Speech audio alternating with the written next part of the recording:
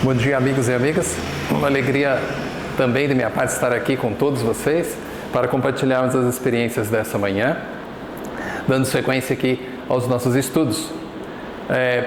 Rapidamente, eu gostaria de fazer um adendo sobre a mensagem da Claudete, Médico de Homens e de Almas. Há um livro da escritora britânica naturalizada americana Taylor Caldwell, e o tema do seu livro é Médico de Homens e de Almas. Mas ela não trata de Jesus, ela trata de Lucas, porque é um livraço. Segundo o Chico Xavier, ela fora a mãe de Lucas ao tempo de Jesus. Então, Médico de Homens e de Almas. É uma leitura recomendada. Nós preparamos todos esses temas, ao total de 11. Estamos aqui agora terminando amanhã o Espírito da Verdade, e se nós observarmos, há uma ideia cronológica dos eventos, iniciando pelo mais transcendente, até bastante filosófico, que foi extraordinariamente apresentado pelo Claudio Milson, o Verbo de Deus, né? Falando, como ele muito bem já nos explicou, sobre a origem divina do Cristo cósmico, passando pelo governador espiritual da Terra, por Olívia. Então nós vamos observando aqui que sai de algo muito abstrato, parece que distante, não é? Jesus, Verbo de Deus, sua origem, e tudo vem se aproximando bem para perto de nós mesmos, não é? Acho que mais próximo do que o tema apresentado, especialmente os três últimos aí, não é? Como o Messias, o médium e o médico, é aquele que esteve realmente entre nós. E agora, na sequência, o Espírito da Verdade. Vamos improvisar, né? O meu grande mestre lá de Franca, Felipe Salomão, dizia: na falta de tu, vai tu mesmo. Então, não tem outro, mas vamos nós, né? Com o auxílio dele, que está nos inspirando a todos aqui. O Espírito da Verdade quer dizer algo diretamente a nós, aos nossos corações, aos nossos ouvidos. Mas, como já ficou, acho que muito bem explicado até agora, é necessário que a gente abra o nosso coração, a acústica de nossa alma, para que a gente possa deixar com que ele entre em nós.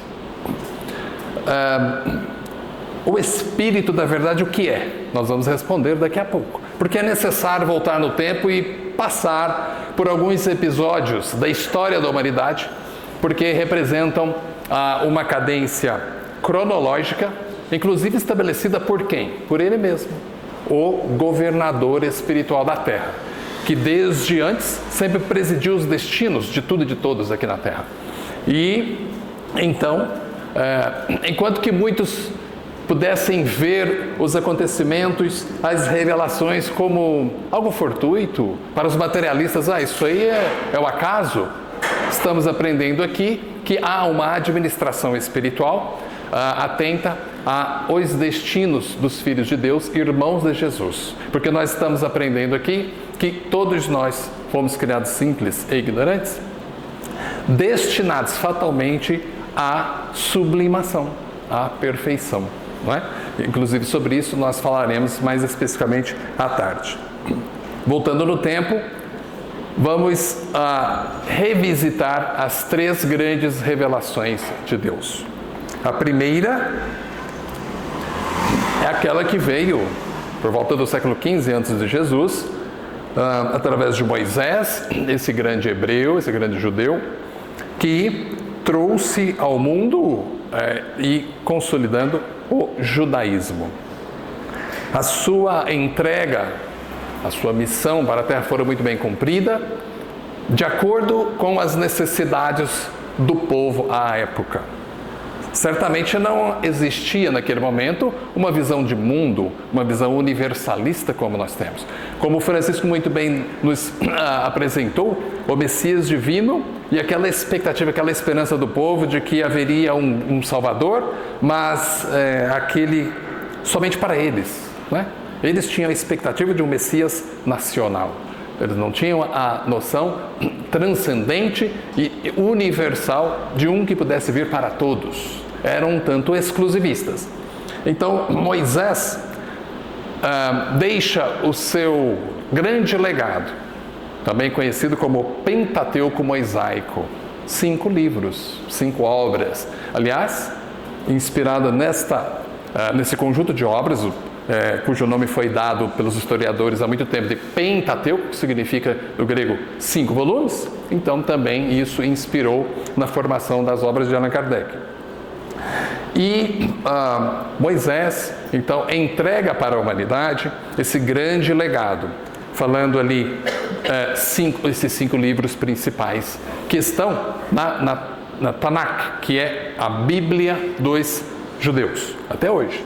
Então, é composto por Gênesis, Êxodo, Números, Levítico e Deuteronômio. Esses são os 5 primeiros livros da Bíblia cristã, lá do Antigo Testamento. E ali, contando a história do povo, um pouco de Gênesis, do qual falou a Olívia, a criação, e todos os usos e costumes do povo, consubstanciando tudo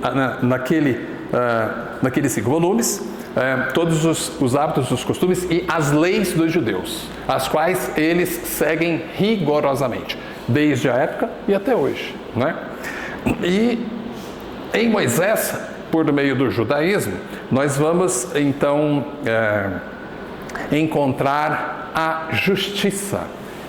Essa é a entrega essencial, mais importante do legado de Moisés para a humanidade. Através do judaísmo, nós vamos então receber as primeiras noções de justiça de Deus, ao entendimento daquele povo àquela época.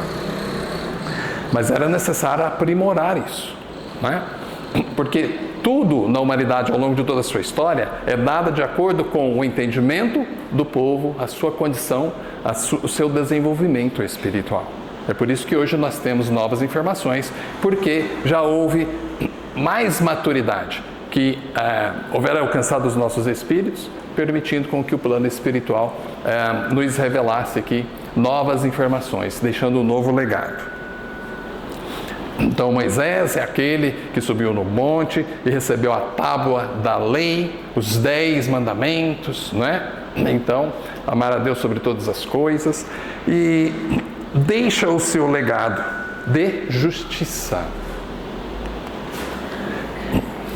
Passados cerca de 1.500 anos, essas datas podem variar um pouquinho, mas em essência é isso. Nós vamos encontrar ele chegando ao mundo. Como o Francisco muito bem falou, então, já havia sido cantado pelos profetas naqueles tempos, e as profecias não foram encadeadas em um momento, eles não estavam todos em uma reunião ali dizendo aquelas profecias. Em diferentes momentos, aqueles homens, aqueles hebreus, egressos lá de Capela, com aquela saudade de Jesus, então já falava de que viria um Espírito, viria aquele, o Salvador, para resgatar a humanidade, os pecados do mundo. Assim eles já falavam. Sabendo, inclusive, esses profetas, nós aprendemos pela doutrina espírita, que nada mais eram do que sensitivos, eram médiuns, aqueles dotados do dom da profecia, que eram capazes de perceber acontecimentos futuros. E assim, por isso, eles já falavam sobre a vinda de Jesus, do Messias. Veio, nascendo ali, frustrando todas as expectativas daquele povo, particularmente daqueles que ainda, inclusive, não o admitem até hoje, porque a maneira como Jesus vem ao mundo, ali, nascido numa estrebaria, em meio aos animais, podendo variar um pouco os relatos dos evangelhos entre um e outro, mas em essência é isso. E aí, então, não, o nosso Messias, ali no meio de animais, na estrebaria, naquela pobreza, filho de um carpinteiro, jamais, não é? Então, ele não pertenceria à linhagem abraâmica ou davídica de que nos falou Claude Mills. Então, não reconheceram. Muitos não reconheceram, mas tantos outros o reconheceram. Tanto é que se curvaram diante de sua grandeza e o acompanharam, formando ali o seu colégio apostolar de 12 e tantos outros que se tornaram seus discípulos, porque como seu ministério durou um breve tempo, não é? De apenas 3 anos, então ele parte e deixa os corações saudosos, mas ele já havia prometido que iria ficar eternamente conosco. Então deixa o grande legado. Embora a Moisés é atribuído ao Pentateuco, é atribuído a ele na realização, a entrega daqueles 5 volumes que nos falamos. Agora Jesus sabemos que nada escreveu, apenas ensinou, falou, mas havia ouvidos atentos, porque o próprio magnetismo de que Jesus era portador já infundia nas almas algo que não necessariamente naquele instante cada um soubesse o porquê. Sentia o próprio Mateus, sentia palpitar na sua alma: eu tenho que escrever o que esse homem está falando, ainda que eu não compreenda agora, mas que eu possa compreender depois. Muito provavelmente não tivessem também a noção real de tudo o que viria a acontecer, de tudo o que isso se tornaria um dia, né? Hoje, certamente, espíritos iluminados, mas naquele momento, no calor dos acontecimentos, tudo estava acontecendo. Não escreveu nada, mas disse tudo o suficiente para nós sabermos e nos mostrar o caminho para que a gente possa realizar em nós a cura integral, como a Claudete nos falou, porque só poderemos estar à direita do Pai, ao seu lado, junto com Jesus, na condição de espíritos imaculados, espíritos perfectíveis. Então, deixa o cristianismo, embora Jesus não tenha fundado religião alguma, mas nós, homens, precisamos de rótulos, não é? Precisamos de títulos, de templos, é a nossa necessidade ainda. Certamente haverá um dia em que, muito provavelmente, se alguém nos perguntar, um tanto mais evoluídos, qual é a sua religião? Eu acredito que a resposta talvez seja: será judaísmo? Será isso? Aquela? Eu acredito que talvez a resposta seja amor. Não é? Quando os espíritos se planificam, se sublimam, todas essas divergências, todas as diferenças humanas desaparecem, não é? E ficam ali no rodapé da evolução, porque não há mais necessidade de se discutir nada, apenas compreender, sentir e amar. E aí então deixo o cristianismo. Enquanto que o judaísmo é fundamentalmente estribado em justiça, não é? E inclusive uma justiça que não condiz muito com aquela mesmo que Jesus veio apresentar, porque era muito no olho por olho, dente por dente. E ele então já traz o amor, o entendimento, o acolhimento, perdoando os pecados, né, as faltas. E aí então os homens trataram logo de instituir o cristianismo. Aliás, atribuído a Lucas esta denominação, né? Porque inicialmente, depois da partida de Jesus, todos aqueles que iniciaram os trabalhos na construção de tudo aquilo que viria a se tornar logo mais o cristianismo, então, ali os caminheiros, ou a casa do caminho, então Lucas diz: olha, Jesus Cristo, então por que não nos chamarmos cristãos? E aí, então, surge o cristianismo. E para logo mais então surgir Kardec e preparar o seu Pentateuco. Então, aí estão as 3 grandes revelações de Deus para a humanidade. É certo que as 2 primeiras são unânimes, pelo menos entre as agremiações cristãs de todo o mundo, das mais diversas denominações. A terceira, isso pode ser discutível, a depender de quem veja. As igrejas tradicionais não veem naturalmente o Espiritismo como a terceira revelação. Mas para nós temos todos os elementos, todas as confirmações, inclusive vindas do mundo espiritual, de que o Espiritismo é, então, a terceira revelação de Deus. Creio que de revelação eu acho que basta para a humanidade. Todas as informações suficientes e necessárias temos ao nosso alcance, à nossa disposição. O que mais é necessário ouvir? Eu acho que talvez nada mais. O importante agora e a nossa prioridade é compreender tudo isso e que todo esse conjunto de informações, de ensinamentos, possa nos ajudar na cura das nossas almas. Necessário um pouco de água.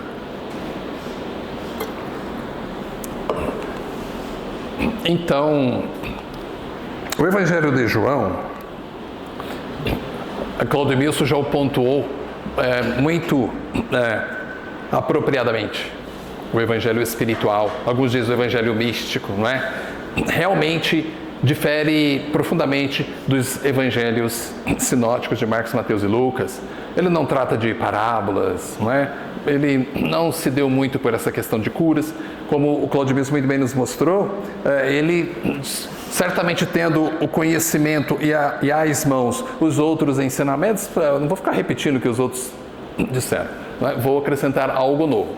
Particularmente, como ele também nos disse, influenciado pela cultura grega, né? Ali naquele ambiente onde ele estava, porque é bom também lembrar que bem ali nos instantes finais, então Jesus diz ao discípulo amado, João, né? Sabendo que nos instantes finais da cruz, dos 12 somente o João estava lá, com algumas mulheres, não é? Então Maria Madalena, Maria, mãe de Jesus, outras mulheres, como diz os evangelhos, e ele então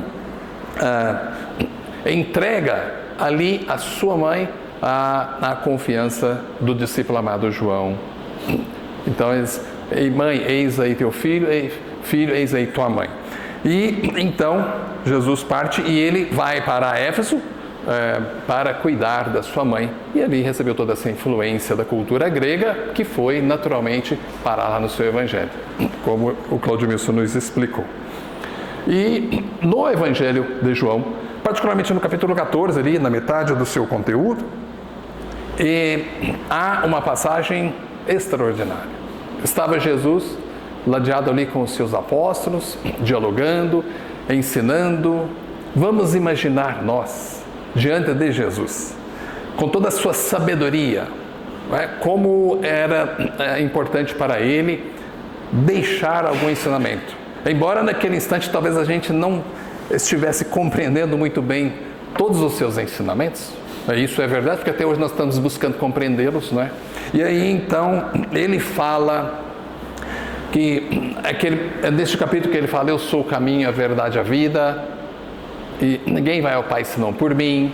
E aí nos versículos 16 em diante ele diz, então, se me amais, vou então partir, vou rogar ao Pai que vos envie o Consolador, o Despertador, o Paráclito, outras traduções, para que fique eternamente convosco, porque muito mais é necessário dizer. E aí ele fala, há muitas moradas na casa de meu Pai, minutos antes. Então, ao apresentar essa ideia de Consolador, o Consolador que seria enviado, é um compromisso, é uma promessa que ele havia feito. Mas certamente ninguém poderia conceber, não é? Compreender muito bem, mas como é isso?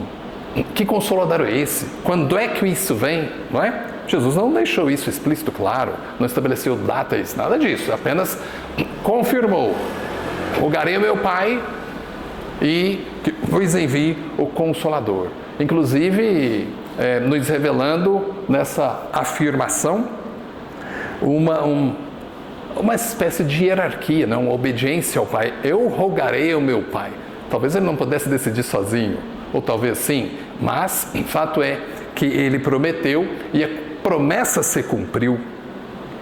E nessa promessa ele diz: eu rogarei ao meu Pai que vos envie o Consolador. Aí sim, o Espírito da Verdade. Está lá no texto, o Espírito da Verdade.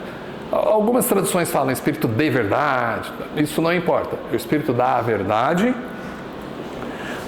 para que fique eternamente entre vós. E então, dado esse contexto, precisamos compreender, então, quem é o Espírito da Verdade. É necessário o pronome interrogativo quem e não que, né? Porque realmente é uma personificação. Quem é o Espírito da Verdade? O Espírito da Verdade nós vamos encontrá-lo ao longo de toda a codificação. Mas não é necessariamente apropriado pensar que seria apenas uma única entidade. O próprio Emmanuel, o Consolador, vai nos dizer sobre uma pleiade de espíritos redimidos do Senhor. E aí, cuja denominação genérica, por uma expressão, o Espírito da Verdade. Mas não necessariamente isso queira dizer que seja apenas uma entidade, mas é um conjunto delas, a serviço de dar cumprimento àquela promessa de Jesus, que ele houvera feito lá no Evangelho de João, capítulo 14. Não é? Então, aí o Evangelho, a sigla aqui, o Evangelho segundo o Espiritismo, capítulo 16, nos apresenta o Cristo Consolador. Antes, lá em O Livro dos Espíritos, nós vamos ver Prolegômenos, que é uma espécie de introdução assinada por diversos espíritos, né? Inclusive ali São Luís, Santo Agostinho, Swedenborg, João Evangelista, entre outros, inclusive um ali como Espírito da Verdade, não é? E aí então, nesse pequeno trecho, o Cristo Consolador está: venho, grifei aqui, não está aparecendo muito não, venho como outrora entre os filhos transviados de Israel trazer a verdade de si para as trevas, porque já era necessário então que a humanidade recebesse todas as claridades do plano espiritual, trazendo luz às nossas almas sedentas de amor, de esclarecimento, porque é verdade que as almas na direção para Deus vêm se cansando de tanto sofrer. E então vamos observar o tempo verbal de inclusive todo este capítulo. Na maioria das mensagens, e muitas delas assinadas pelo Espírito da Verdade, nós vamos observar algo muito curioso. O verbo está ali na primeira pessoa do singular. Então, eu venho. Então, o Espírito da Verdade, não eu, Wagner, o Espírito da Verdade, eu venho como outrora. Então, é alguém que assume a identidade ali do Espírito da Verdade e assina em primeira pessoa do singular. Isso é emblemático e importante que seja observado. Era ele mesmo ali, não é? Isso não significa que tenha sido o próprio Jesus ali que ocupou-se do médium e transmitiu sua mensagem. Admite-se que em nossa condição espiritual ainda de uma imaturidade, uma condição espiritual pouco elevada, nós não seríamos capazes de recepcionar a vibração e o magnetismo de Jesus, né? Em razão da sua grandeza. Então, havia ali os seus representantes. E aí, então, o advento do Espiritismo nas mesas girantes. Jesus havia prometido que enviaria o Consolador, o Espírito da Verdade. O ser humano sempre buscou visualizar, entender as formas como as revelações haviam chegado. Bom, nós temos, até esse momento, nós já havíamos recebido duas. Nossa, Moisés foi daquele jeito, Monte Sinai, fenômenos, aquela coisa toda. Depois a de Jesus também, carreada de fenômenos, né? Os fenômenos, ele como médium de Deus, como aquele que curou tantas pessoas, muitos fenômenos. Não foi diferente no advento do Espiritismo, não é? E as mesas girantes. Então, todos aqueles espetáculos, os espetáculos que estavam divertindo as pessoas ali nas tardes parisienses. E aí, como se não bastasse, as pessoas diziam: o que é que está se passando aí? Né? Enquanto que todo mundo via, ou a maioria via, tudo aí, observava aquilo como um aspecto fenomênico, apenas uma diversão, ali nos salões parisienses. Então, o professor Rivaio, no início cético, ele então é convidado por um dos seus grandes amigos e se aproxima, começa a observar os fenômenos, observa que por detrás de todas aquelas manifestações havia então algo de inteligente. E aí então ele observa que o que estava por detrás dos fenômenos, das mesas girantes, dançantes, não é? Eram espíritos. É claro que a sua tese foi refutada pela academia ali naqueles instantes, muitos dos seus colegas já não mais quiseram partilhar amizade com ele, e vem então a doutrina espírita. Inicialmente por meio de O Livro dos Espíritos, que é a sua obra de introdução, a obra filosófica, que contém todos os fundamentos da doutrina espírita, os princípios gerais, fundamentais, que haveriam de ser desenvolvidos depois, ao longo de outras obras que ele também nos entregou. E não bastaria por aí, porque depois, mais tarde, outros médiuns, outros colaboradores retornariam ao palco da Terra para ampliar os conhecimentos introdutórios apresentados pela doutrina espírita através do Pentateuco, não é? Que é uma ciência, é uma filosofia, é uma religião essencialmente. E aí, então, embora o Pentateuco tenha sido revelado, constituído ali na França, com os trabalhos de Allan Kardec, não é? Inicialmente o Livro dos Espíritos, como disse, em 1857, depois em 1861 o Livro dos Médiuns. Observe, o Livro dos Médiuns vem antes do Evangelho. O Evangelho segundo o Espiritismo, 1864. Em 65, então, vem O Céu e o Inferno, para depois, em 1868, um ano antes de Allan Kardec partir para o mundo espiritual, o seu último legado, então, a Gênese. E aí, mas o governador espiritual da Terra, administrando todos os nossos destinos, já sabia que, embora o Espiritismo tenha surgido ali na França, não haveria de se perpetuar ali. Hoje há um movimento pequeno, diminuto, e porque a árvore do Evangelho foi transferida para o Brasil logo lá em 1868, 69, já havia notícias aqui de alguns movimentos iniciais do Brasil. E então, porque o projeto é mesmo de universalizar o Evangelho, a universalização do Espírito da Verdade. Então, a questão 352, O Consolador de Emmanuel, que tem nos servido aqui como matéria de fundamentação, devemos reconhecer no Espiritismo o cristianismo redivivo, o cristianismo restaurado, porque ao longo da história, particularmente no período da Idade Média, o cristianismo, sob as rédeas da Igreja, que ainda dominava todo o palco político e religioso, então houve ali alguns problemas, desvirtuamento e tal. Então, por isso Jesus, sabendo disso, lá em João 14, já havia anunciado que o Consolador viria, Ele já sabia de tudo em sua capacidade profética de longo alcance, sabia tudo o que ia acontecer. Nós vamos ter que restaurar tudo, porque tudo vai ser desfigurado. Então, é o cristianismo redivivo, é o cristianismo restaurado. O Espiritismo evangélico é o Consolador prometido por Jesus, que pela voz dos seres redimidos espalha as luzes divinas por toda a terra. Então, está aí, pela voz dos Espíritos, aqui no plano espiritual, isso é fato.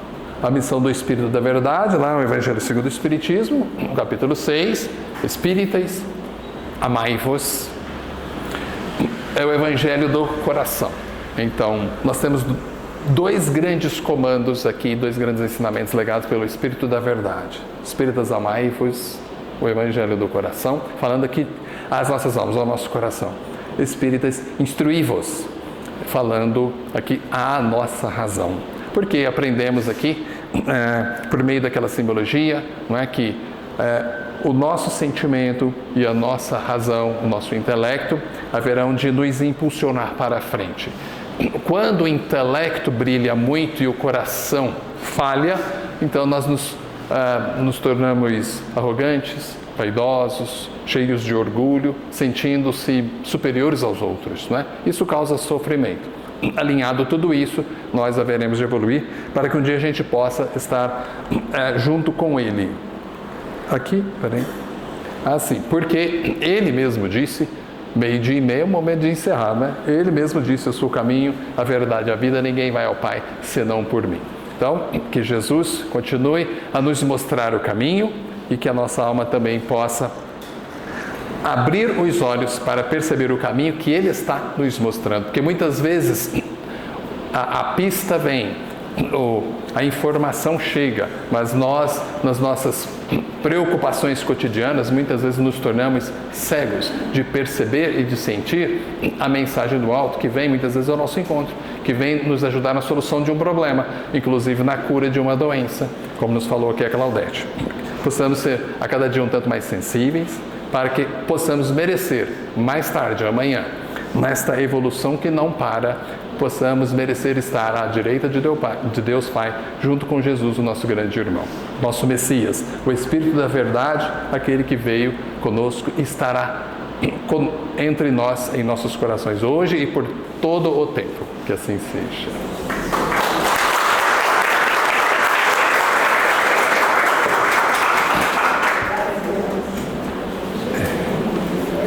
Encerrando os trabalhos da manhã, né? Fala, senhor Valente. Muito obrigado, Wagner. Chamou o povo para voltar. Bem, pessoal, nós estamos encerrando a primeira parte do seminário de hoje. Nós pretendemos, como combinado, retornar exatamente às 14 horas para iniciar a segunda parte do nosso seminário. E na parte da tarde, lembrando que estará presente o Simão Pedro, que também já tem alguns livros aqui. Quem quiser adquirir e solicitar autógrafos deles, pode ficar à vontade. E só um recadinho, para se alimentarem assim de forma moderada, para todos poderem voltar tranquilamente. Sem dormir. Sem dormir. Então às 14 horas a gente volta com o segundo período de palestras.